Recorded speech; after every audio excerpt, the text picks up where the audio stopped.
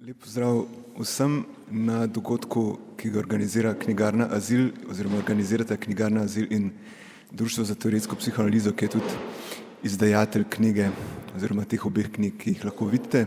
Knjige avtorja, ki se oglaša zdaj, in knjiga Alenke Zupančič z naslovom Konec. Zdaj se pogovor bomo seveda posvetili tej zadnji knjigi, ki je izšla pred kakšnim mesecem, če se ne motim, 2 mogoče, skratka ob koncu obračunskega obdobja na Ministrstvu za kulturo. To, ko se vedno dogaja, zato so pač te dogodki potem, začetki so zaradi tega toliko bolj zanimivi vsakega leta, ker ob koncu izidejo knjige. Torej, ta pogovor je, kot vidite, zastavljen na način, ne morete lahko sklepate, z 1,5 gostom in polovico moderatorja, bomo rekli. Tako da jaz bom prevzel vlogo te polovice moderatorja in najprej povedal samo par uvodnih besed, potem bo pa Alenka podala neko uvodno predstavitev svoje knjige oziroma svojih tez o koncu.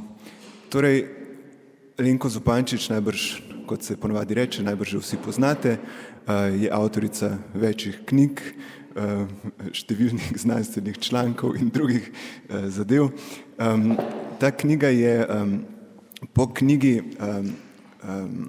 Seksualno in ontologija prva knjiga v slovenščini in knjiga, ki sledi angleškemu prevodu oziroma angleški novi verziji Seksualnega in ontologije z naslovom What is Sex?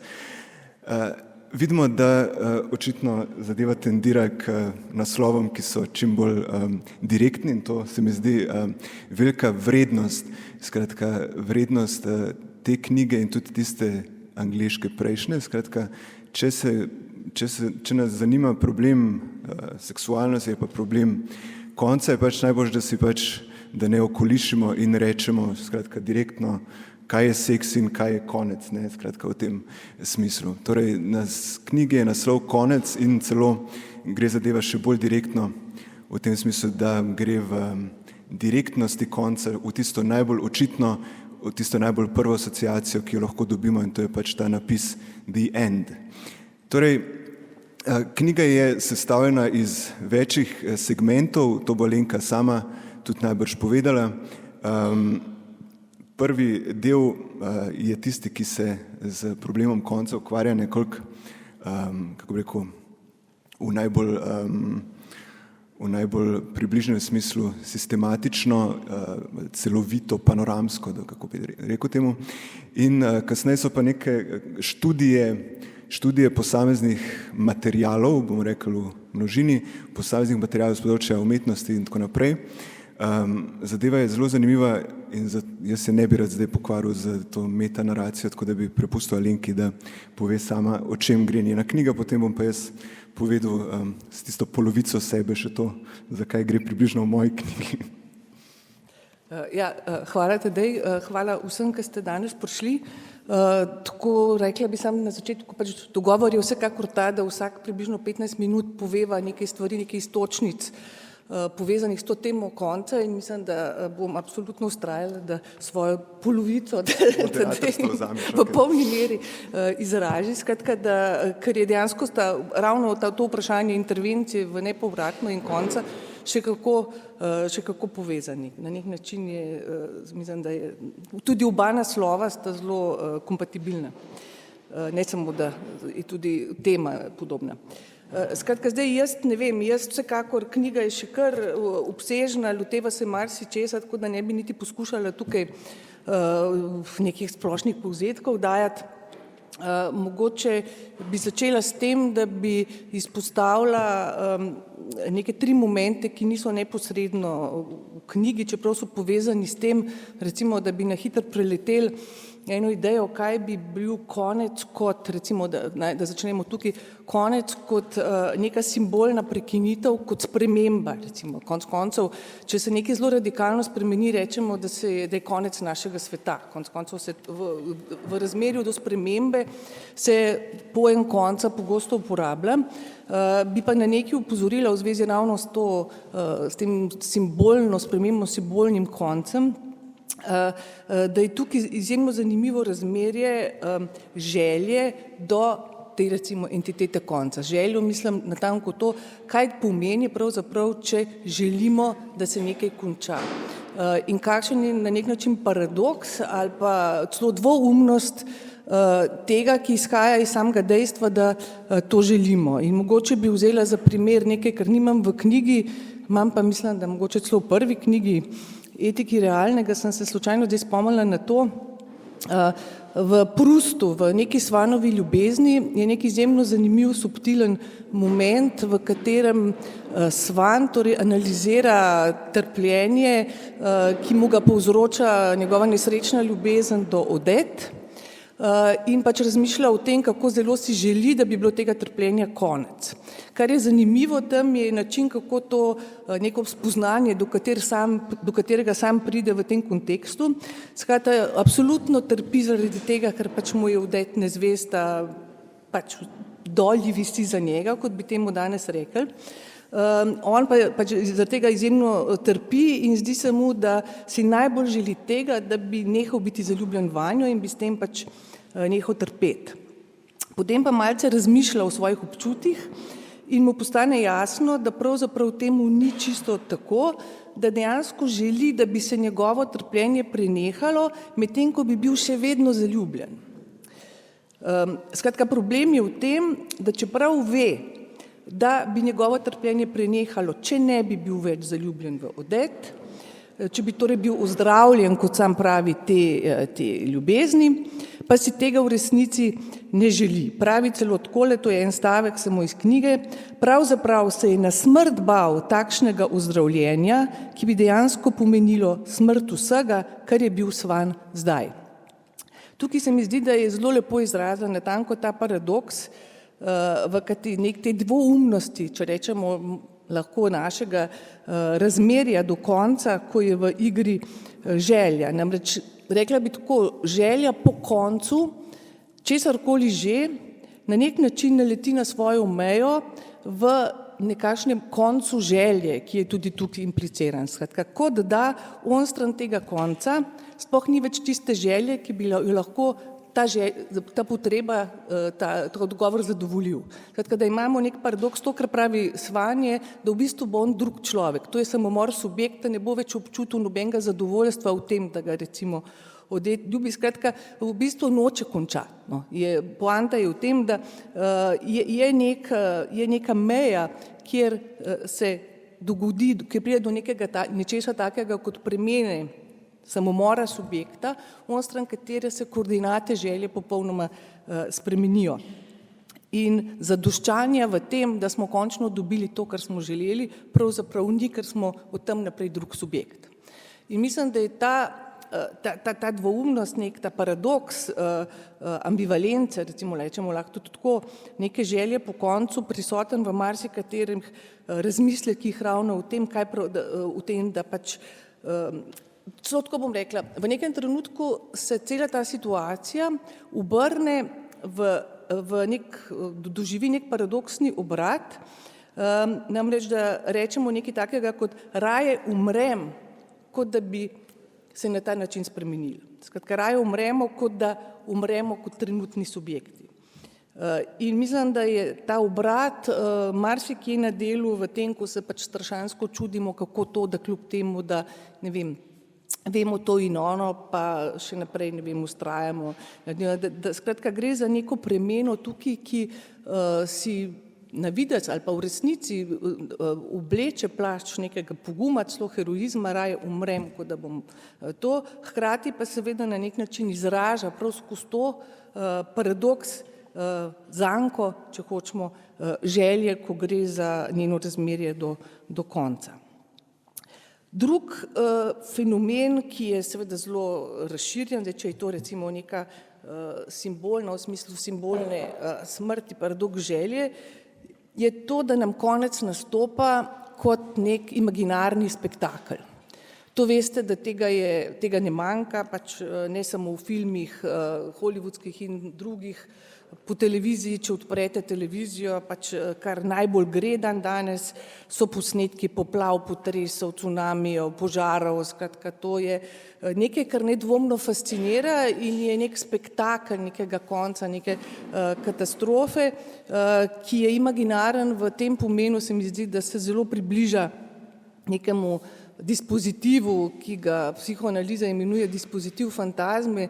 Namreč dispozitivu to ne pomeni seveda, da ti požari, potresi, cunami niso resnični, ampak da je vse skupaj inscenirano tako, da obstaja nek zunanji pogled, ki na nek način, kot da z varnega mesta opazuje to dogajanje. In seveda je ta užitek, torej neke vrste estetski užitek v tem hrumenju takšnih in drugačnih divjih sil, povezan natanko s to možnostjo izvzema samega sebe v obliki tega pogleda zunanjega pogleda na to katastrofo.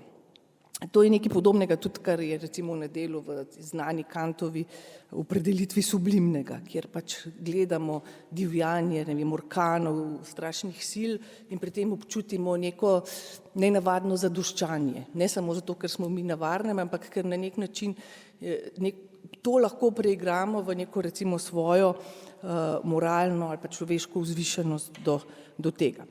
Torej, ta spektakel konca, to je nekaj, kar je danes tudi v veliki meri tu zato, da lahko tako rečemo blokira nek razmislek mogoče o koncu na nek drug način. Skratka, to povezano z obstojem nekega nemogočega mesta pogleda na to zadevo. Zdaj, kaj bi bil, če tako rečem, konec kot realno ali pa konec v realnem, a to zdaj enostavno pomeni nek empirični konec v smislu pač smrti. Jaz mislim, da gre predvsem za nekaj drugega, namreč za neko, ne bo to sprememba v smislu, kot sem začela od tem, ali katastrofa, ki pa nima ravno možnosti obstoja tega zunanjega pogleda.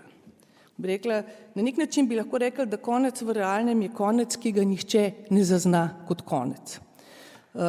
In tukaj bi samo citirala en sam stavek iz enega dela, na katerega se sicer precej sklicujem v knjigi, roman Itala Sveva Zenova zavest, nedavno na novo preveden pri Studii Humanitatis, kjer na koncu pač imamo opravka z neko podobo katastrofe, dokončnega uničenja sveta in med drugim to, kar me zanima na tem mestu, je samo en stavek iz tega opisa, ki se glasi takole: zgodila se bo neznanska eksplozija, ki je nihče ne bo slišal. In zemlja spet v obliki nebule bo tavala po vesolju in tako naprej. Skratka, ta ideja, da se zgodi konec, zgodi se neznanska eksplozija, ki pa je nihče ne bo slišal, ne bo neke priče, ne bo nekega pogleda, ki bo to na ta način zaznal. Zdaj seveda to lahko razumemo na več načinov. En je ta bolj neposredno empiričen, nihče ne bo slišal, ker bomo pač vsi mrtvi, ker ne bo več nikogar, ki bi to lahko slišal. Se mi pa zdi, da bi bilo možno zlasti v smislu recimo neke bolj lakanovskega pomena realnega to razumeti tudi drugače, namreč kot nekaj, kar se že dogaja, že ta hip dogaja, a tega ne slišimo. Z konca ne slišimo, ker smo del njega. Skratka, neka poanta, ki bi šla v smislu, da konec ravno ni spektakel strašanskega hrupa in drugih specialnih efektov, ampak se nanaša na nek realni prelom, katerega realnosti se v končni instanci zavemo šele naknadno. Ko se naenkrat znajdemo v neki situaciji, kot se bi lahko recimo znajdel ta junak iz Proustovega romana, ko se znajdemo v drugem svetu, pa niti ne vemo, kdaj se nam je ta drugi svet zgodil.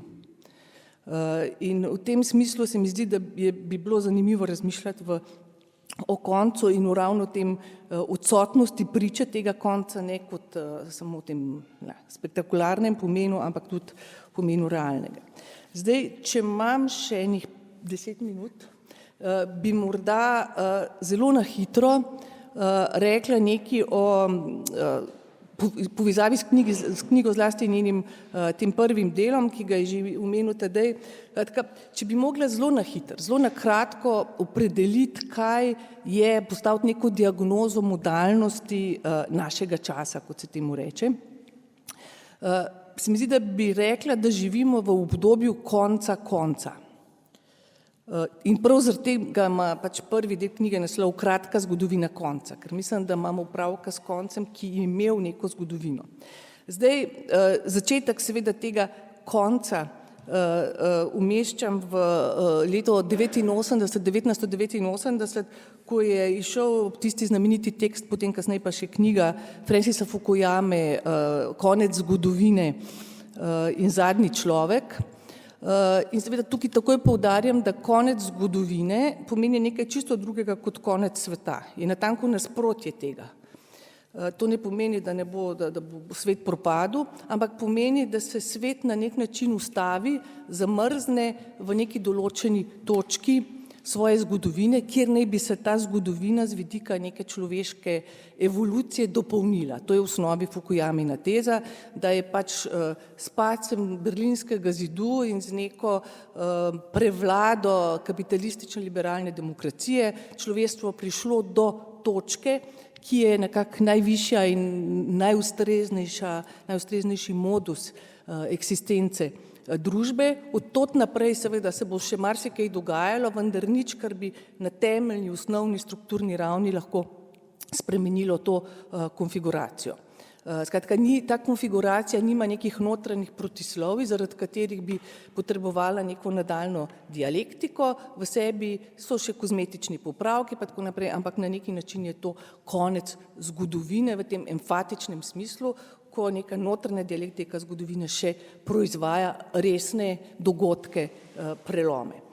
To pač je Fukuyama, kar si že mislimo o njem, ampak to je zaznamovalo nek kontekst, ki je bil seveda kontekst konca hladne vojne, kjer smo imeli neposredno opravka z izgubo, izginotjem neke zunanjosti, natanko neke empirične, konkretne, faktične zunanjosti temu sistemu, skratka kapitalistične liberalne demokracije, in ta zunanjost je na nek način transformirala v neke vrste odprto totalnost, v kateri je zdaj vsaka zunanjost, ker seveda še obstajajo, so še obstajali režimi, ki so bili nedemokratični, nekapitalistični in tako naprej, ampak perspektiva se je spremenila. To je neka zunanjost, ki je kot da vse leži na svoji poti v notranjost, kot da je spekulativno že vključena v to notranjost, ki se na nek način širi, ekspandira ali pa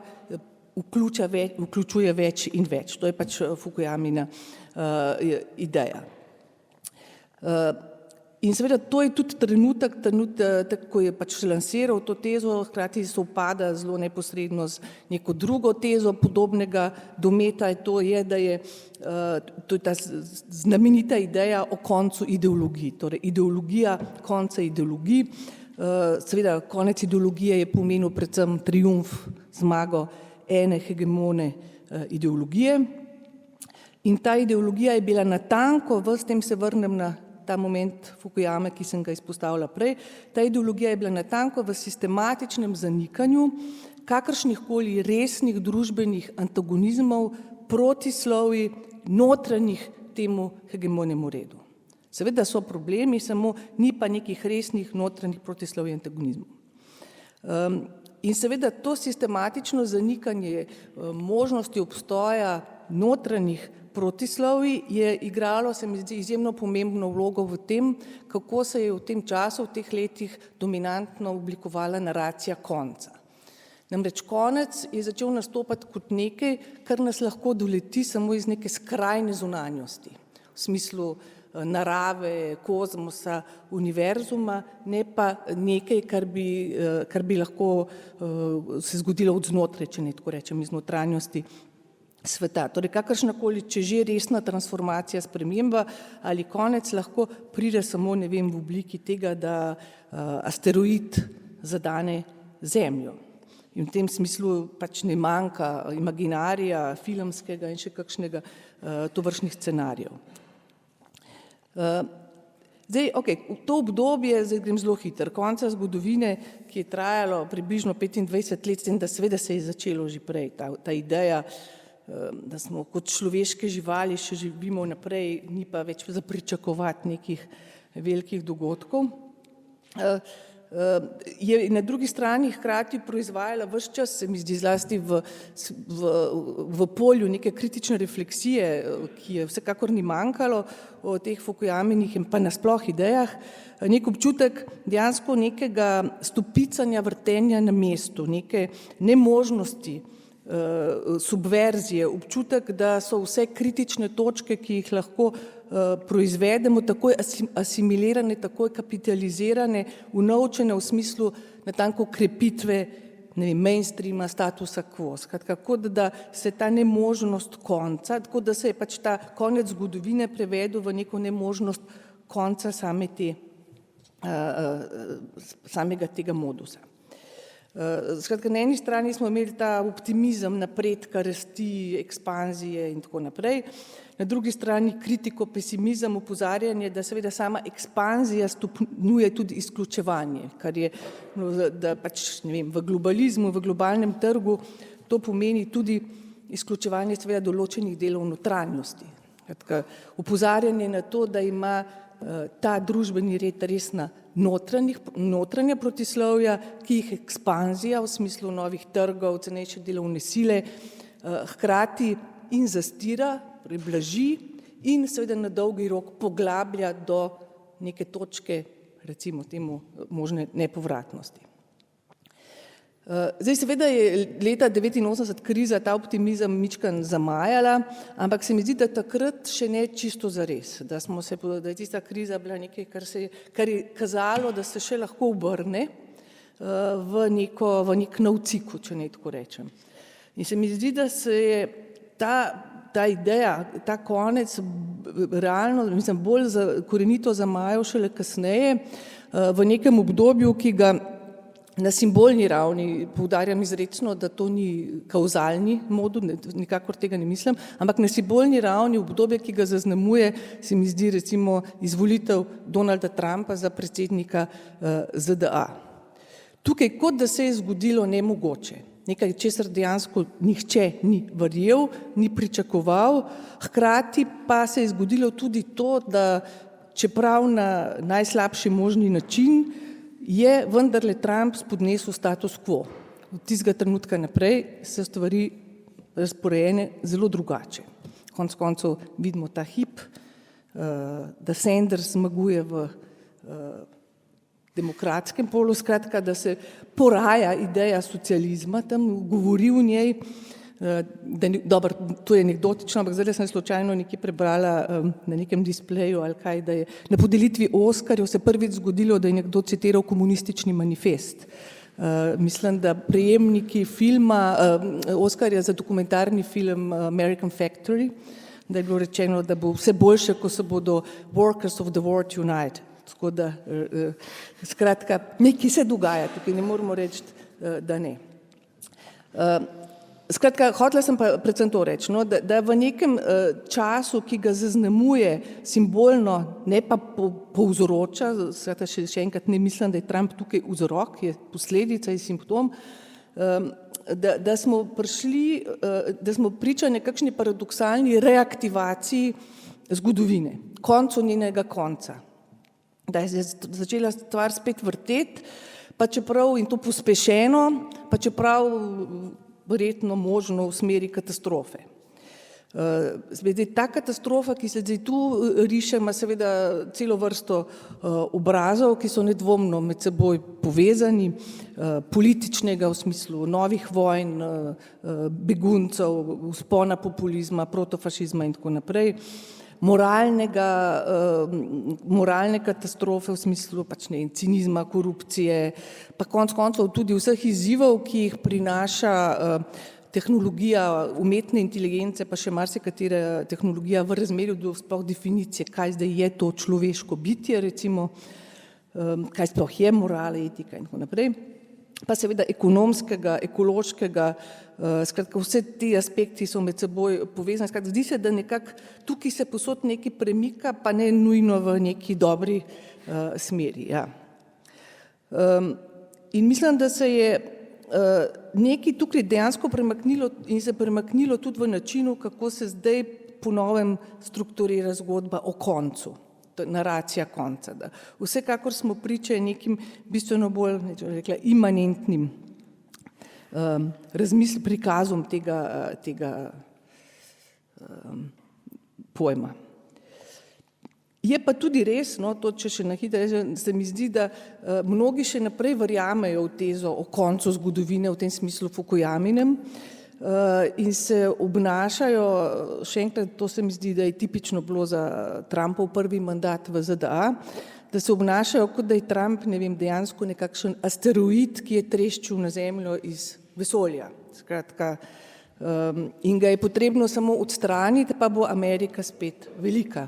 Tukaj se mi zdi dejansko, da je zelo zanimivo, kako največji nasprotniki Trumpa takoj kupijo ta njegov osnovni slogan. Torej so prepričani, da če samo znebimo se Trumpa, pa bo Amerika spet great again. To je neka zelo, in se mi zdi, da to je natanko tista oblika, v kateri ta ideologija konca ideologij še malo živi naprej, še malo životari naprej. Torej v obliki neke nepripravljenosti dejansko vzeti na znanje družbeno, pa tudi konec koncev naravno, kot rečemo, ekološko razdejanje in protislovja, ki jih je proizvedel seveda prav družbeni red, katerega epigraf je ideologija konca ideologij. Ker pač to nemogočo izvolitev Trumpa je izvedlo prav to razdejanje in ta protislovja in izvedla so jo iz samega osrčja konca zgodovine, konca ideologije. Tukaj se je dejansko pod videzom tega, da se nič ne dogaja, zgodilo marsikaj. Zdaj, mogoče samo še za konec retorično vprašanje, ali pa ne čisto retorično, ali je ta konec konca, kot ga imenujem, če to kakorkoli umestno opisuje današnji trenutek, ali je ta konec konca dobra novica. Zdaj, mislim, da je to morda zelo verjetno napačno vprašanje. Konec statusa quo, izbruh številnih protislovij na površje, seveda samo po sebi ni še nobena rešitev od rešitev in tudi ne vsebuje nobene notranje teleološke orientacije smeri, v katero se bo nujno odvilo. Predvsem se mi zdi, da je treba sprejeti enostavno to, da konec je že tu, da se že dogaja in da se bo še nekaj časa dogajal. Da se nam ni zgodil ali pa da se nam ne bo zgodil kot nekod od zunaj, ker smo dejansko mi del njega, ker smo mi sami ta konec in oziroma vsaj ena od njegovih ključnih dimenzij. In v tem smislu, če se vrnem na začetek, ga ne slišimo tako direktno, natanko zato, ker se je zgodil, ker je realen v nekem pomenu besede. In v tem smislu pač seveda ni ideja ali pa pravi trenutek za vprašanje, kako ga preprečimo, ampak bolj, kako ga, ne vem, usmirjamo, kam ga sploh usmirjamo. Da ne bom predolga, bom tukaj končala, pa se lahko še k čem drugem vrnemo. Kot rečeno, knjiga se potem v nadaljevanju loteva zelo različnih aspektov konca, v veliki meri prek analize različnih umetniških del, od Ženeja Balkona do Francisa Bacona slikarja, do Itala Sveva preko Larsa Frontrierja in Prestona Sturgisa, skozi neke partikularne analize, kjer pač osvetljuje različne paradokse ali pa konce. Ampak to se mi zdi, da je težko nekaj, kar bi tukaj lansirala v neko splošnejšo razpravo, zato bom obmolknila. Hvala. Ja, na koncu bo veliko prostora za replike, vprašanja, tako da brez skrbi. Bova poskušala biti čim krajša v teh svojih uvodnih nagovorih, ker sploh zaradi prav v tem pogledu nekako pričakujeva, da se bojo replike pojavile. V redu. Jaz bom najprej samo par stvari povedal, kako bi rekel, vendar je v te knjige že nekaj časa minili in zato pač ne morem si pomagati, da ne grem še malo bolj nazaj in vam povem neko kratko zgodovino te knjige. Namreč ne brez razloga. Skratka, pojem intervencije nepovratno in tematika konca, ki je s tem povezana. Ampak problem nepovratnega je problem, ki je mene na katerega sem naletel ob pisanju svoje diplome na primerjalni književnosti leta 2004, če se prav spomnim. Se pravi, da zadeva je že zelo stara in ta tekst, ta krajši del o Kafkovi preobrazbi je tudi v tej knjigi not vključen. Zdaj, ko sem malo priletel, sem videl, da človek vendarle malo napreduje v svojem slogu, pa tako, ampak v redu, ni tak problem. Torej, gre za vprašanje, tukaj se mi je vprašanje nepovratnega postavljalo kot neko prek enega, kako bi rekel, prek enega hecnega mini detajla, ne? Namreč ne bom zdaj toliko podrobno razlagal, ampak v principu je šlo za to, da me je zanimalo, kako bi recimo pri Kafki izgledal pojem dogodka, kako bi Kafka pojem dogodka pa pojem spremembe tematiziral in jasno, da je pač tekst preobrazba, Verwandlung prva zadeva, ki mi pade na pamet in takrat v tistem zelo kratkem času, ki sem ga temu namenil, da sem to zadevo napisal, sem pač šel na prvo žogo, tako, kar se mi zdi tak dostkrat najboljša izbira. Namreč, torej, šlo je za ta tekst, ne, njegova prednost je v tem, da ga vsi poznate, ne, skratka, vsi poznate vsaj ta prvi stavek in če poznate ta prvi stavek, pravzaprav poznate Kafkovo preobrazbo skoraj do konca, ne, se pravi, to je ta prvi stavek Kafkove preobrazbe je v resnici to, za kar v tekstu gre in za pač samo podaljšek naslova, tako rekoč, skratka, nekega jutra se je Gregor sam zbudil preobražen, ne, spozna, da je preobražen, poznate. V glavnem, tukaj je šlo za, in zdaj specifično, kaj me je tukaj zanimalo.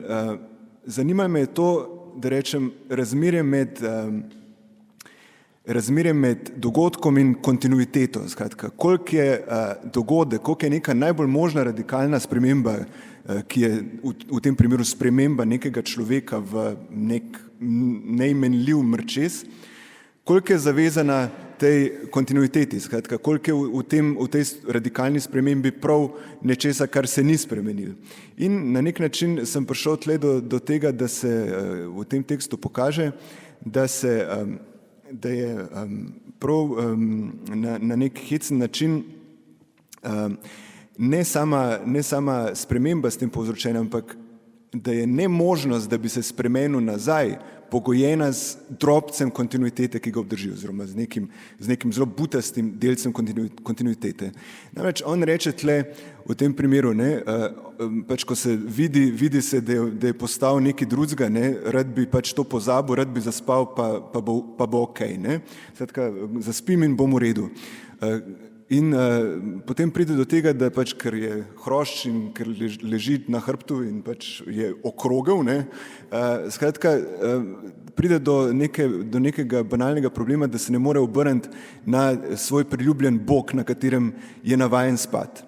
Torej, ob tej radikalni spremembi, ko se Gregor Samsa spremeni v nekega hrošča, ostane neka butasta, res banalna, najbolj vsakdanja kontinuiteta neka pač nek moment obredja njegovega, edini način, ki je lahko spal, je bil na desnem boku ali na levem, to sem pa že pozabil. Skratka, na enem boku je samo lahko spal. In ker se ni mogel obrniti na ta bok, ne, ker je ostal, ker ni bil preobražen do konca, zato se ni mogel vrniti nazaj v svoje prejšnje stanje. Skratka. In tle kar se je tukaj pokazalo, je to, da tista najbolj trdovratna preobrazba, najbolj trdovratna sprememba je tista, v kateri se ohrani delček starega. Torej, popolna sprememba osebnosti, ne vem, političnega pogleda, kakorkoli, bi bila je nekaj, s čim, kar se lahko zgodi in se lahko potem tudi vrne nazaj ali pa lahko se obrne še enkrat. Skratka, ko se pa zgodi ena taka preobrazba, v kateri ostane ta delež kontinuitete, tukaj ta zadeva je potem neodpravljiva in je dejansko nepovratna. Skratka, o tem sem prišel do tega pojma. Potem je zadeva pač se dogajala, kot se je dogajala. Vmes sem napisal neko drugo knjigo o čudežu in na kar sem potem, ko sem to knjigo izdal, ugotovil, da sem pravzaprav napisal knjigo, drugi del prve knjige. Ne. Skratka, intervencija v nepovratno je pravzaprav, to sem že enkrat rekel, v bistvu odgovor na vprašanje, kako proizvesti čudež. Skratka. Torej, kako intervenirati v nepovratno, kako narediti nekaj najbolj nemožnega, kar se da in to na sistematičen, na način odločitve. Skratka, ne spontano, ne slučajno, ampak z nekim namenom. Torej, kako ne samo vprašanje, ali se čudeži dogajajo, ampak ali jih lahko mi sami tudi proizvedemo. Torej, to je zdaj neko radikalno vprašanje, ki ga ta knjiga postavlja, koliko na njega odgovori, seveda pa če drugo vprašanje. Ampak gre prav za to, kako je možno intervenirati v procese, ki so nepovratni, torej v procese, ki so po svojem bistvu taki, da se prav ne morejo, da vanje ni mogoče poseči, saj prav to pomeni, da so nepovratni, skratka ne moramo jim nič narediti, kako v take procese proizvesti, da se zadeva vseeno, da se pač vključimo vanje oziroma da nekaj naredimo, ne vemo kaj, ne da jih ustavimo, ne da jih odpravimo, ne da jih pozabimo, ne da jih odmislimo, ampak da se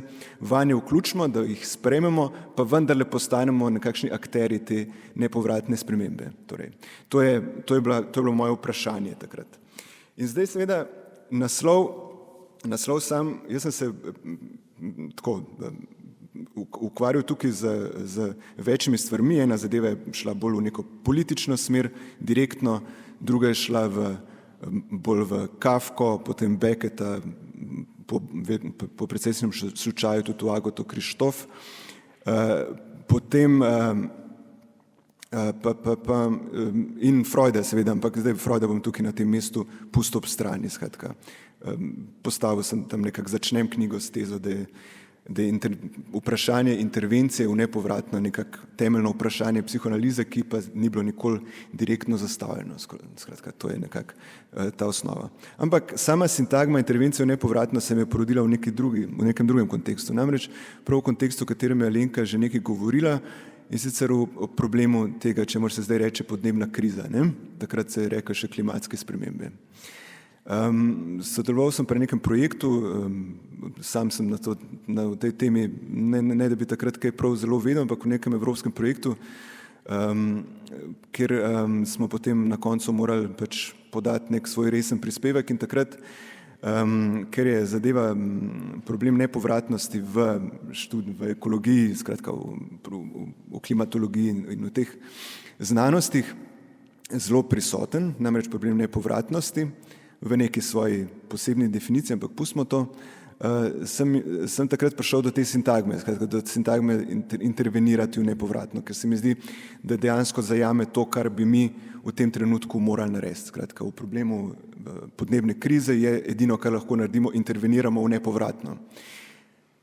Seveda to zahteva neko določeno specifikacijo tega, kaj bi ta nepovratnost bila. Ne? Torej, nepovratnosti ne bi jaz vzel zdaj samo v tem smislu v nekem najbolj možnem, ne absolutno, ampak v nekem popolnem obsegu.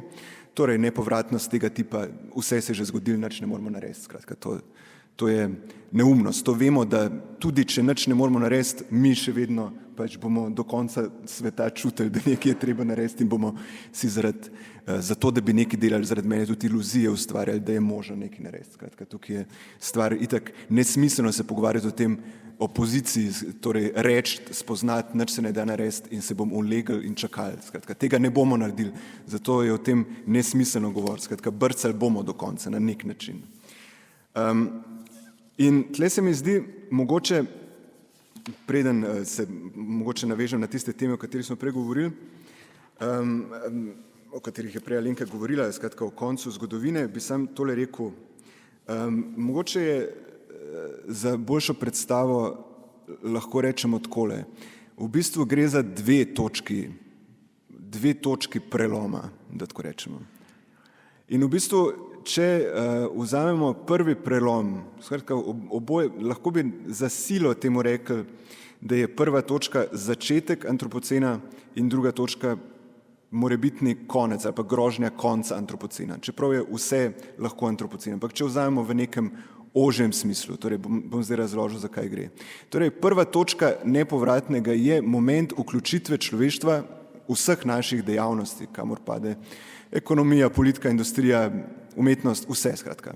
Da smo se, seveda prek nekih fizičnih momentov, prek emisij, o katerih tudi ti pišeš, skratka prek našega stranskega produkta vključili v dinamiko zemeljskega sistema. To je pač osnovna teza antropocena. Torej, človeštvo v tem najširšem smislu, brez neke vrednostne ali pa oznake, pač človeštvo se je ki je prej bilo nek element tega sistema, skratka nek element, mi smo bivali skozi v sistemu Zemlje, v tem enotnem sistemu, dinamičnem, kompleksnem sistemu, mi smo v njem bili, seveda mestoma vplivali na tek, kakorkoli, ampak v nekem trenutku smo prišli kritično točko, ko smo se mi kot človeštvo vključili v dejavnike, v gonila tega sistema. Torej, da niso več samo geološki dejavniki, da niso več samo astronomski dejavniki in notranji pač dejavniki sistema Zemlje, ampak da smo mi postali dejavnik tega sistema. In zdaj problem je v tem, zato ki seveda težko reči, da je možno, zadev itak ni možno na ta način špekulirati o tem, a je bilo možno v trenutku, ko smo se glih mečkeno vključili, ali bi takrat še bila šansa, da se vrnemo nazaj. To vam noben najbrž ne bo znal povedati. Problem je namreč v tem, ta naša vključitev v sistem Zemlja vključuje neko svojo hrbtno stran, da tako rečem, tisto, kar je dejansko problem. Torej, samo reakcijo tega sistema na našo vključitev. Torej, ne gre samo za to, da mi vplivamo, da smo mi zmožni z našimi emisijami pač po neki zelo osnovni fiziki segrevati ozračje, ampak da smo mi tukaj pomagali sprožiti neke povratne učinke, skratka povratne zanke v sistemu, ki so odziv tega sistema, ki so že odziv na naše stranske produkte, na naš način ekonomske, politične, kakorkoli produkcije in so v toliko že delno osamosvojene. Torej pač v trenutku, ko se mi vključimo kot dejavnik v sistem Zemlja, že nismo več njegov gospodar, skratka. Nimamo kontrole, nikoli je nismo imeli. Prej je sploh nismo imeli, ker nismo prišli do te točke. V trenutku, ko smo jo dobili, smo jo že začeli zgubljati. Ali pa nam grozi, da jo zgubimo do konca. In to je ta druga, ko se govori o tem, ali je že točka preloma nastopila, kdaj bo, a bo pri 2 stopinjah, pri 3 stopinjah, nihče ne ve. In ni zdaj point v tem, da bo v tistem trenutku pač klik naredili in se bo luč ugasnila in bomo zginili, ampak gre za vprašanje, kdaj sistem preide, sistem začne se toliko močno odzivati na naše delovanje, da mi ne moremo fizično več v to poseči, skratka, nismo več zmožni tega ustaviti na noben način. Torej, primer v trenutku, ko se resno začne taliti antarktična ledena plošča, spodaj, tistega pač, rad bi videl človeka, ki bi znal ohladiti Antarktiko do te točke, da se ta proces neha, skratka, to je nemožno. Torej, neka zdaj, tako bi rekel, neka nevarnost, neke popolnoma nepredstavljive katastrofe je dejansko zelo realna. Skratka, ni to samo fantazija, kot sama tudi poudarila, skratka, gre za realno zadevo in se strinjam, se pa ne izključuje to s tem, da se okrog tega neka fantazma zgradi, lahko tudi s sredstvi prikazovanja te katastrofe. To je dejstvo. In zato bi v bistvu tle mogoče prav v teh, se navezal na Alenko, ki je rekla prej, govorila o teh, kako se na način spektakla prikazujejo skratka, te razne podnebne male katastrofe, oziroma mislim, skratka, ne popolne sistemske, ampak lokalne katastrofe, kot je recimo bil zdaj požar v Avstraliji, ne, oziroma ne, najbrž še vedno traja, pa smo že nehali o tem poslušati. En primer je zelo dober, torej, ki uide na ravni same, kako rekel, en dogodek, ki je na ravni, ki je pač še ena od teh ekoloških katastrof, pa je v tem imela en moment, ki uide običajnemu medijskemu poročanju o tem. Največ to je bil orkan Dorian lansko leto. Pri orkanu Dorian, če se boste spomnili, je bilo zanimivo to, ne tisto, kaj je zdaj Trump rekel, kam bo prišel, ne, mimo grede, ne, moram reči, ne, da v tistem trenutku, ne takrat, ko je Trump to naredil in kaj je on s tistim kuljem ali flomasterom naredil, ampak dejansko se je na začetku govoril, da lahko pride tudi do Alabame zadeva, seveda ne v tem polnem obsegu, ampak en možnih scenarijev, kam bo orkan Dorian zašel, je bil tja, no, to mimo grede. Ampak to ni bilo zdaj tisto, kar je bilo bistveno. Bistveno je bilo to, da se je ta orkan, tam so ga na Floridi pričakovali, vse so si že postavili, kdaj bo, pač vsak dan so rekli, čez 2 dni planiramo, čez 48 ur bo prišel. Potem je kar nekaj bilo to 72 ur, potem je bilo 96, mislim, skratka, zadeva se odmikala in ta orkan je potem nad Bahami, ne, se ustavil, torej ustavil se je. Šel je, mislim, da v nekem trenutku za nekaj časa je bil dejansko stacionaren. Torej, zadeva se je vrtela ko nora, ne, skratka, ampak ni imela nobenega več gibanja proti zahodu. Torej, to, kar bi od orkana pričakovali, ne. In prav ta zadeva, ki ni naključna, skratka, ta tempo tega orkana se ni zgodil slučajno, je povezan dejansko s sistemskimi procesi. Zadeva je, kako bi rekel, ne samo statistično, ne samo da statistično kaže v to smer, ampak tudi so že znanstveni, kako bi rekel, so že teorije, zakaj se ta tempo premikanja orkanov upočasnjuje. Ampak kar hočem reči, imeli smo nek spektakel, ki naj bi nas odrešil, ne, skratka, kot smo rekli, ne, skratka, iz neke oddaljenosti gledamo tam nek orkan, čudimo se temu, kako je to zanimivo, ne, ampak nastopila je neka tesnoba pričakovanja, skratka, vsa zadeva je znotraj tega scenarija tršana na nek moment, ki je bil nevzdržen. Skratka, ljudi ni več brigal, kaj jim bo orkan naredil, tudi na Floridi, a jim bo uničil hišo ali bo nekaj, sam hotel so, da že pride. Torej, hotel so, da ta orkan že končno neha se obnašati pač popolnoma drugače, kot so se orkani obnašali do zdaj. Torej, hočem reči, vse je bilo boljše, ne? Vse je bilo boljše, razen to, da tam stoji. Mislim, se mi zdi, da in teh zadev je čedalje več, ne? Skratka, mislim, da tle, kako naj rečem, seveda je o tem, tle pride do nekega hecnega sovpada, ne? Nekega zoprnega sovpada. Nekoč se je res samo spektakelsko poročalo o tem, ne? In je bilo to res mogoče zakrivanje pred čim drugim, ne?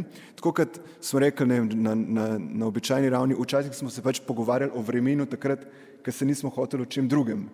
Zdaj pač vsi bežimo od tega, da bi se o vremenu pogovarjali resno, ker pač, če se kakor toliko spoznamo na zadevo, je pač pogovor o vremenu nekaj najbolj traumatičnega. Torej, mislim, enotedenska napoved je meni tesnobo povzroča, skratka, ko pogledam, ker čakam, kdaj bo nekaj se zgodilo, da se malo hladi, ne, skratka, da zadeva me malo, da lahko za hip pozabim.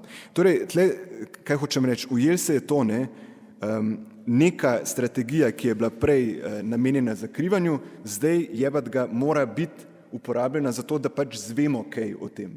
Torej, ne pride do nekega zoprne situacije, da mi zdaj smo navajeni reči, ojoj, spet govorijo o teh katastrofah, a nimajo česa drugega zapovedati, kaj pa plače naše, pa kaj pa pokojnine, pa ne vem kaj, ne. Dajmo se pogovarjati o svetovnih pravih problemih, ne. Ja, o čem, mislim, skratka, o čem se čemo drugem pogovarjati kot o tem, ne. Skratka, dobimo neko zoprno situacijo, ko smo navajeni se braniti pred katastrofizmom ki pa je hkrati tisto, kar bi zdaj dejansko realno morali poslušati. Ne? Torej je neka ful zoprna zadeva, ampak lahko o tem še kaj rečem.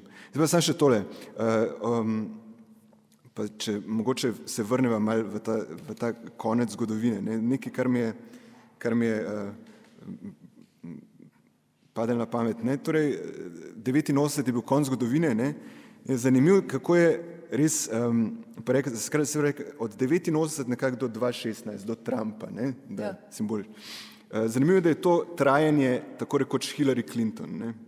Torej, ja, ki uteleša to. Ker kaj se je zgodilo? Ne? Skratka, leto 89 je bila ta sprememba, leto 90 pa so še vojne, Irak, potem pa so leta 92 Američani in res, mislim, ta konc zgodovine je imel potem res ta simbolen začetek. Skratka, Bill in Hillary Clinton sta bila začetnika tega bivanja po koncu zgodovine. Ne? Se pravi, mladi par, Bill Clinton, ki je noben ni pričakoval, da bo on zmagal, ne vem, kdo je takrat bil v planu, da zmaga, se noben več ni tam, George Bush seveda, starejši, ki je imel še en mandat, tako rekoč zagarantiran.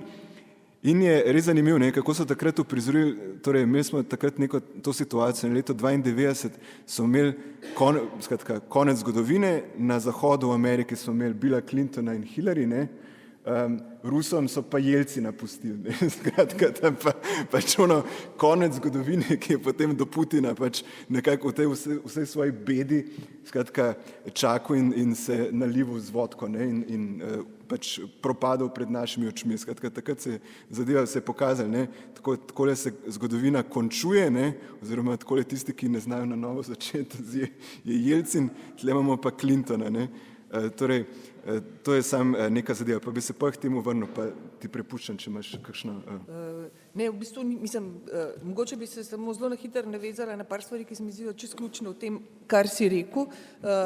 Najprej ta začetni moment. To se mi zdi, da je popolnoma ključno in da je natanko to, kar sem po drugi poti poskušala reči s tem vprašanjem ali pa s tem modusom konca kot realnega, namreč ta moment kontingence, ki ga upelje noter trenutek, ko nehamo v koncu razmišljati samo v tem smislu nekaj popolnoma simbolnega novega lista, začetka iz nič v tem pomenu, ampak dejansko nečesa, kar ravno s tem, da je neko realno, ki se nadaljuje, hkrati pa ni več isto, vnaša nek moment kontingence, ki je po mojem ključen in popolnoma tudi konec koncev lahko predstavlja edino ali pa eno redkih upor in strategij, ki se lahko eventualno odpirajo, ko se pač ko brcamo, kot ti praviš, na ta ali pa drugačen način. Skratka, to, da ne vemo vnaprej, kaj moramo, marsikaj vemo, kaj moramo narediti, marsikaj pa tudi ne vemo, zaradi tega, ker se sproti, spet tako kot praviš,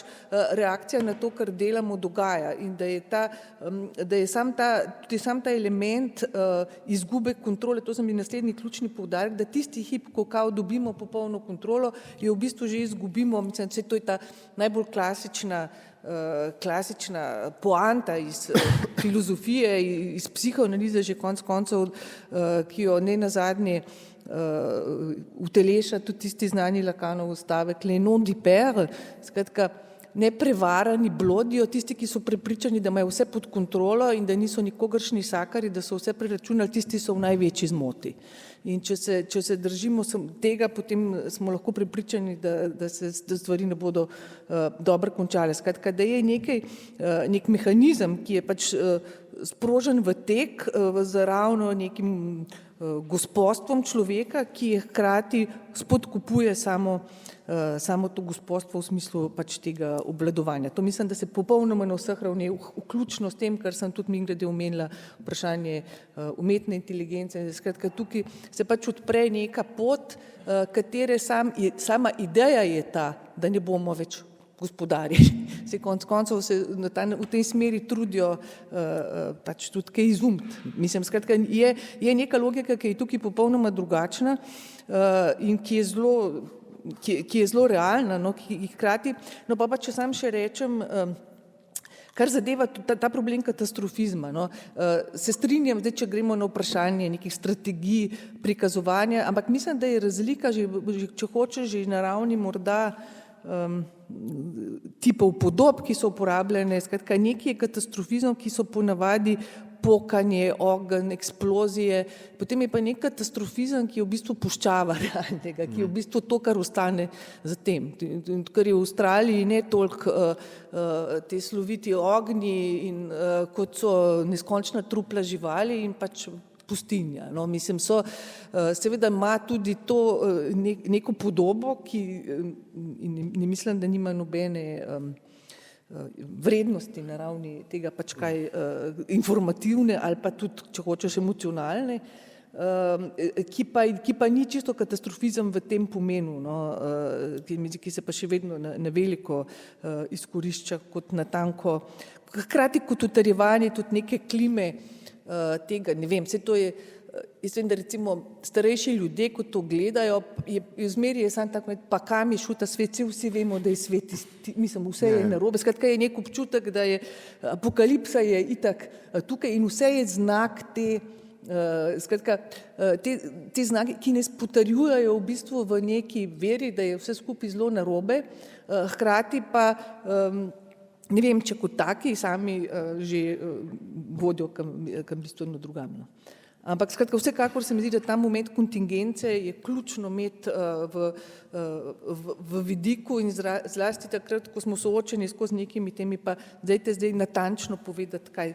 Marsikaj se da natančno povedati, marsikaj pa treba pustiti temu, da je možno tudi sproti odreagirati, mislim, ko se stvar začne na nek način dogajati. Ja, ne, sej, da ne bo pomote, ne, tele katastrofične podobe čist nikogar ne prepričajo. Skratka, jaz mislim, da je tako, ne. Tle smo ujeti v neko zelo zoprno past, ne. Tako, katastrofizem ne deluje. Znanstvene direktne, znanstveni modeli ne deluje. Zgodbe delujejo, kako bi rekel, zgodbe osebnih usod delujejo za neki čas, pa potem jih spet pozabimo.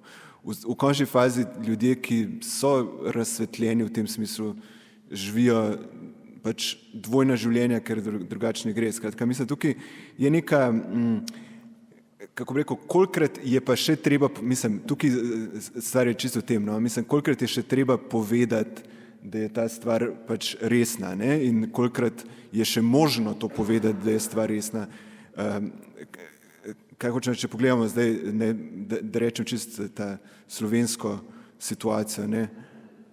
Pač dejstvo je, da v tem prostoru se o tem itak dolg časa ni vedel, ni govoril, predvsem pa, če se je že govoril na nek zelo nepoučen način, ampak v redu, ne, zdaj se pač ve, zdaj tudi na ravni Evropske unije ve se, uvedene so deklarativno podnebne izredne razmere, climate emergency, oziroma ne uvedene, razglašene, hkrati to nič ne pomeni, ker nima nobenih navodil, neki se pripravljajo, zadeve kakorkoli, ampak pač sej, kako bi rekel, dokler se ne bo prvi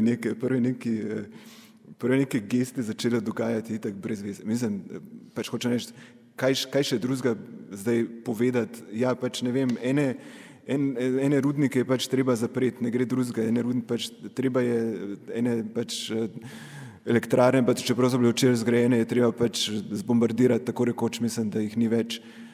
Ni kaj, mislim, ni nobenega tle pogovora levo, desno, pač zadeva je taka. Če vzameš, če pristaneš na to, moraš te konsekvence potegniti. No, sej, ampak ne bomo se v tem pogovarjali, ker je res škoda časa zgubljati in energijo, oziroma, če bi kdo še kaj hotel. Kaj bi se še dali reči? Ja, tle se mi zdi ena, a bi ti, kako bi rekel, spomnil sem se na to, no, tak konec konca, ko si govorila, ne, jaz se spomnim, da je to, da Badiou v pogojih, ne, ta konec konca zgodovine nekako nekje na neki točki, mislim, da omenjam, ampak zdaj imam jaz tako mogoče v spominu, da je to res v nekem smislu bolj performativo, oziroma nekaj, kar bi si on želel, da se konča, skratka, konc zgodovine ali pa nekaj v tem smislu. Torej, koliko je zdaj ta konec nekaj, kar, da tako rečem, kaj imamo od tega, oziroma kako je možno zdaj ta, da tako rečem, konec konca, če rečeš, da je neko stanje, a je to možno še deklarirati, oziroma kako bi ti razumeš, kako hočem reči, skratka, kaj so načini, da se to pove, no, mislim. Jaz mislim, da sploh niti ni toliko problem, da bi to bilo nekaj, kar ljudje ne bi vedeli. Ali pa jaz mislim, da prav nasprotno, da je to nek dost splošni občutek, da se je tukaj nekaj premaknili in da to, da enostavno, če bom tako rekla, najbolj poenostavljeni obliki, da konec konca pomeni to, da postaja, mislim, da precej jasno na vseh mogočih ravneh, da ta sklop kapitalistične liberalne demokracije pač ima notranja protislovja. Jih kot tak nujno generira in to, kar je zdaj v veliki meri rezultat tega. To mislim, da ni nekaj, kar bi bilo tako zelo rekla, neprisotno več sploh. Da problemi realni so, da so na vseh koncih in koncev tudi, da se manifestirajo v vseh teh oblikah, vključno z pač ekologijo, da pač tukaj, tako da se mi zdi, da je ta premik zaznave tega, ali pa ta dogodek zaznave tega konca, da je pač neka druga, da se na nek način je že zgodil. Tudi če gledaš tudi koncev neke čist popularne produkcije nekih filmov, serij, skratka je nek premik, no, se mi zdi, ki zdaj ni toliko problem, kako ga deklarirati, ker mislim, da je bolje problem, kaj zdaj od tod sledi. Kar je pa seveda tudi povezano s tem, kar si prej rekel in kar je pač evidentno, pač največja težava, predvsem zaradi tega, ker seveda predpostavlja po mojem neko mobilizacijo oziroma vsaj organizacijo na neki kolektivni ravni in skali, ki je izjemno težavna in na nek način tako rekoč nezamišljiva, izhajajoč iz neke devastacije družbenega tkiva, ki pa je seveda posledica vsega tega, kar se v zadnjih desetletjih dogaja. Skratka, momenti skupnosti v tem smislu kolektivnega razmisleka in to pač so izjemno težavni. Skoraj nemogoče si je zamisliti to, kaj moramo narediti, ključno s tem, da lahko zbombardiramo par elektrarn, ni problem, ampak kdo je agent tega, ki bo to naredil, sila, ki je to, mislim, tukaj imamo glavni problem in ta problem mislim, da v osnovi je političen v tem pomenu, ne, da je enostavno te ali one politike, ampak politike kot neke organizacije kolektiva, družbenega življenja in tako naprej. Če je to problem, ker mimo tega, če pač nekdo, to, kar vsi vemo, no, zdaj, če govorimo na tej ravni, malo ločujemo odpadke, tam pa tukaj se pač ne bo nič, to je pa pač velik problem, no, in tukaj ne vem, če ima kdo, ki pa je spet problem neke določene kontingence, kot rečeno, zdaj se dogaja, politika se mi zdi na svetovni ravni, vse malo, veliko se dogaja, ne rečem, da v dobi smisli, se pa veliko dogaja in tudi ne vemo niti čisto točno, kaj se bo še tukaj zgodilo. To je treba, po mojem, je treba to spremljati z očmi, ki niso vnaprej zaslepljene z nekimi vzorci, ki jih poznamo iz nekih čist drugih časov, ki so se dejansko spremenili, pa se nam zdi, da že takoj vemo, kaj je levo, pa kaj je desno, pa kaj je fašistično, pa kaj ni. Ampak probati razumeti, to pa iskati zaveznike, vzvode v možnosti, ne vem, delovanja v neki podobi, ki je bistveno drugačna, kot je bila, no, in ki poraja nove elemente, ki niso nujno predvidljivi par let naprej ali pa niti ne par mesecev naprej. No, tako v tem smislu. Se mi zdi, da se pač stvari vendarle dogajajo, pa to ne mislim, da je samo po sebi, kot sem rekla, že neki rešitev, ampak se pa ne vem, to je dosti več. Ja, sej, nekaj bi še rekel, pa bom pol še, skratka dve zadevi. Nekaj, kar sem se spomnil, čist še na to ekologijo v tem oskem smislu, skratka na problem podnebne krize.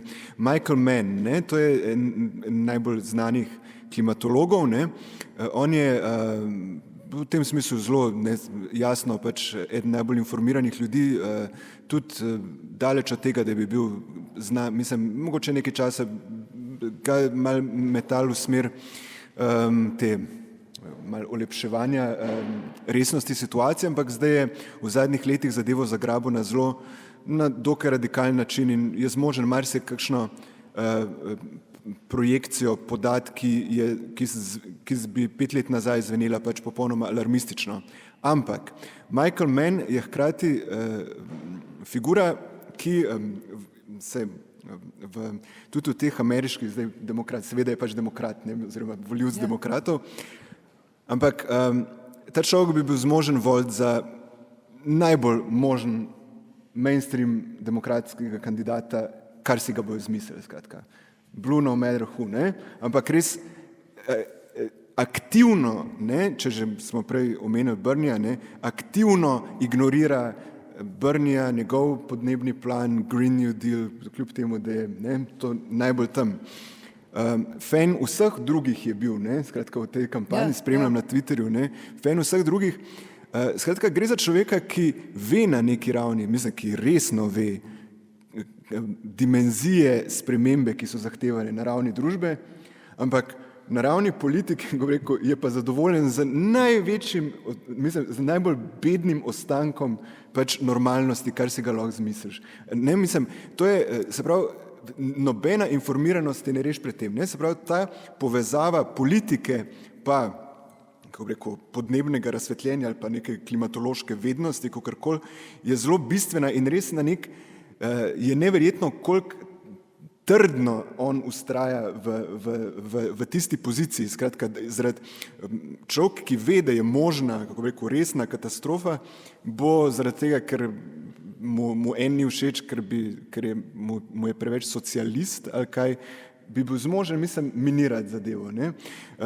To je kar, mislim, se mi zdi tako še kar šokantno, mislim, če se človek to spremlja, je res, mislim, tudi popolnoma do konca pristaš te velike ruske, ne, teorije zarote in tako naprej. Mislim, res prav bizarno je. Ampak tole bi vprašal, ne, pri Trumpu, ne,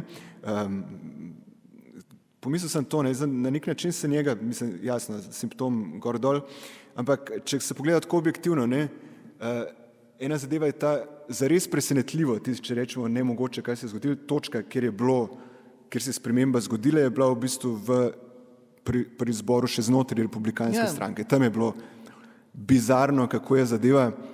Človek je izgledal od zunaj, po naših kriterijih, mogoče tudi dejansko, kot nekdo, ki hoče prav preprečiti to, da bi bil izvoljen na začetku. Mislim, spomnim se takrat posnetkov še zelo zgodaj v kampanji, takrat je še na svoje shode prinesel tako neke produkte, ne, svoje, ki jih ima, tako v smislu, kada prinesel pač Trump pršut, pa ne vem, kaj, mislim, tako, pa neke flaše vina, tako, kam pač blagovna znamka. On je, živo se spomnim te scene, on tam ima to, nekaj govori, pol prime v neki, ne vem, koga je že oponašal v tistem trenutku in začne s flašo vode pač polivati okrog na tej tiskovki, pač kot manijak, ne. Skratka, izgleduje, kot da se hoče prav dobesedno iznoreti iz te tekme, ne. Ampak zadeva je prijela, ne, skupaj s temi njegovimi imeni in tako naprej, skratka, to in Marco Rubio itd., vse te zadeve so bile zelo zabavne, ampak zdaj, če pogledamo objektivno, ne, a bi ti rekla, da je na nek način se ga da na dva načina interpretirati, ne, zdaj kot še zadnji branik sistema, kako bi rekel, zadnji branik statusa quo v svoji, ne, kao klovnovski obliki, ne, se pravi, kako bo, da zadeva lahko se obrani socializma samo še na način, da ga pač, da on ščiti to zadevo, ne, in da je on v bistvu zadnja figura tega, ali je v bistvu po drugi strani se ga isto lahko gleda kot nekega, sploh pa zdaj v tej kampanji, še bolj izrazito, kot nekak zadnja še možna in učinkovita oblika pravega človeka kot politika. Kako če pogledamo, zdaj mi Pita Buttigiega, ne, pač človek zgleda resno robot, ne, mislim, to ni, zgleda robot, pač tako. Mislim, pač ne vem, nimam kaj drugega dodati, no pač zgleda robot, mislim, ne bi, kako rekel, pač življenja stavil za to, da je on 100% človek, no mislim, ampak ne, če se malo šalim, ne, No, in za mnoge druge tudi to velja. Skratka, ker so pa ne samo, ne bom zdaj rekel, da on zgleda kot robot, gre bolj za neko drugo zadevo. Vemo, da pač kako naj rečem, neumni bi bili politični strategi, če ne bi uporabljali metod kampanje, ki so vezane na umetno inteligenco, izračune, kako bo neki delovali, ne vem kaj, kako mora biti kandidatu ime, kako se mora pisati, kako mora izgledati, na koga te mora spominjati, da ti bo zanimiv. Ne? Torej, pač veliko demokratskih kandidatov izgleda kot pač proizvedenih z računalnikom. Mislim, če že so tudi ljudje, ampak so pač nabrani, kako bi rekel, ne? Ustrezajo temu. Pač Trump izgleda kot nekdo, ki si, kako bi rekel, še zadnji človek, ne, mislim, ki se res... Ali pa to computer error. Ali pa ampak se mi tako bolj zdi, no, ker imamo tle res dva, ne, ker imamo, takrat te volitve zdaj so malo drugačne, ampak recimo une so bile res zelo čiste, ne, imeli smo v bistvu Hillary kot, ne, že prvi protorobot, ne, in dva v bistvu človeka, ne, branika nekega človeka, se pravi Bernieja, kar je očitno, se pravi človeka, ki tik pred tem, ko je že prestar, da bi kandidiral, še potegne neko iz zgodovine, kako bi rekel, še neke delavske pravice, ne vem kaj pa čeče, no, zadnji poskus, ne, mislim, res je tako izgledali, ne, da nas lahko reši. In Trump, ki je v bistvu tudi, pač za oba so pa rekli, da sta populista, ne, in to je zdaj zanimivo, ne, mislim, da bi pač populizem pomenil to, da je pač to človek, ne pa kaj drugega, ne. Ne, to se mi zdi absolutno ključno, mislim, tako bom rekla, prejšnje volitve so se v Ameriki dogajale ne med republikanci pa demokrati, ampak znotraj obeh strank. To pomeni, da v obeh na zelo različne načine, pač pri demokratih se to ni zgodilo, pri republikancih se je. Če kogarkoli zanima v vso globino to odgovor na tvoje vprašanje, absolutno priporočam, zdaj je kakšen teden na YouTubeu zelo dolg intervju z Stevom Bannonom. Ki je neverjetno dober. Mislim, tukaj res zveš marsikaj in popolnoma lucidna analiza tega, kaj se je zgodilo, ampak tudi on, ki by the way... A še vedno trdi, da bo Hillary kandidirala? Kaj da bo? On je pred par meseci bil še v tem, on je še verjel, da bo Hillary spet kandidirala, kljub temu, da ne zgleda. Ne, to tukaj, ne vem, vsaj v tem delu, ko sem mislim, da je pa še en del, to je že uro pa pol, ne, ampak predvsem govori pač, kaj se je takrat, on je potem, kot veste, pač izstopil oziroma bil odstavljen. Odstavljen je bil na zelo zanimivi točki, ko je pač predlagal 40% davek za bogate, kar je pač, on ima to, no, da je v osnovi je bilo treba sesuti, da edina bitka, ki jo je bilo treba izboriti, je bilo sesuti republikansko stranko. To je bila agenda grassroota, Tea Parties tega, s par nekimi temi mastermindi in ne vem, mislim, ki pa zelo lepo razloži enostavno to devastacijo pač nekih industrijskih delov, velikih delov Amerike, kjer pač sam pove, da pač delavski razred je ostal brez kakršnega koli direktnega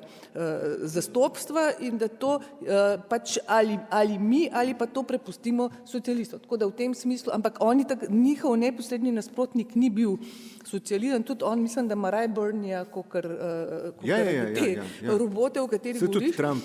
In je blazno zanimivo, mislim, tudi to, kako razčlenjuje, mislim, njegova teza, zdaj če hoče zelo vulgarno glede do Trumpa, je zelo direktno izrečena, da pač sej ni idealen, je imel svoje napake, ampak smo ga videli kot edino možno figuro, ki bi lahko pač, in ko so mu pač predlagali, oziroma prav, da ima človek neko določeno karizmo, pa da zna reči, mislim, da pač se, tako kot reče, največjo neumnost, jo obrne, skratka, kakorkoli zdaj ne gremo zdaj, kaj so njegove zasluge, ampak dejstvo je, da to je bil, to, kar se je zgodilo znotraj republikanske stranke, to je to, da je stranka bila razsuta od znotraj in da je prišel na mesto, preko njih, na mesto predsednika Trump. To je pač evidentno konec republikancev, kot jih poznamo. Znotraj demokratske stranke se to ni zgodilo, ker so pač vse sile bile usmerjene v to, ne da zmagajo, ampak da preprečijo pač Sandersu, to pač tam ni bilo, oni niso imeli Steva Bannona, ki bi Sandersa do te mere lahko figuriral. Tako da zadnje volitve so bile tako, zdaj letošnje, oziroma so letošnje, ja, ne vemo, kaj se bo zgodilo, no, kdo bo kandidiral proti, ampak če bo Sanders, bojo zelo drugačni, no. Potem bodo dejansko volitve dveh ideologij, dveh idej, kar pa dejansko se ni že zelo dolgo zgodilo, če bi prišlo do tega. Je pa, ne vem, mislim, da v Ameriki nihče ne verjame, da so nažalost, jaz sem zelo nesrečna, ampak večina mojih znancev in prijateljev v Ameriki imajo še vedno to mantro izvoljivosti in neizvoljivosti. No. Da pač Sanders nima šance. Mislim, nek defetizem je zaznat, ki se mi zdi, da je malo self-fulfilling prophecy, ampak skratka, no. Ne vem, a če vam midva še mislim, lahko še kaj rečeva, ampak lahko pa malo odpremo. Ja, dajmo odpreti debato. Ja, prosim.